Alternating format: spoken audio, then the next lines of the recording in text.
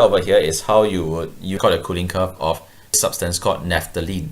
The apparatus has shown, heat up naphthalene until it becomes a liquid form, which means melting it, about 90 degrees Celsius. Then you remove the liquid naphthalene from the beaker, put it in here, and you measure its temperature drop every minute. So there'll be a point in time where the temperature drop will stop and it will go horizontal. And at this time, it is solidifying, which means it's changing its state, and therefore it will not drop in temperature. So doing so, you could plot a graph of temperature against time to find the freezing point of naphthalene. You will see something a bit like this. This would be called the cooling curve.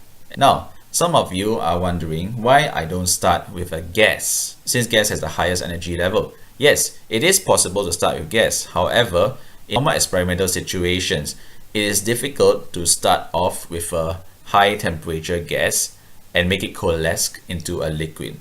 But however, it is possible, and therefore the gas part over here could also exist in questions. However, let's look at this curve first. If it starts from a liquid and it starts cooling down, you will first see a diagonal line. The thermal energy at this time is lost to the surrounding. The particles will become slower and slower. So these particles will lose energy to the surrounding, and they will lose it from its internal kinetic energy. Now it reaches the freezing point of the liquid, which we do know to be 79 degrees Celsius. And at this point, you see that it goes horizontal, which means even though the naphthalene is losing energy, it is not decreasing in temperature.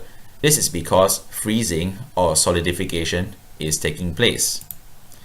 The thermal energy is released as the particles are more strongly attracted to each other to form a solid. So this energy is actually released not from the loss in kinetic energy, but it is released from the particles being more strongly attracted to each other, and that is the one that releases the energy. This thermal energy, which is released without a change in temperature, is called the latent heat of fusion. So similarly over here, it will be 100% liquid at 79 degrees Celsius. In the middle, it will be part liquid and part solid, both at 79 degrees Celsius, and at the final part, it will be completely solid at 79 degrees Celsius.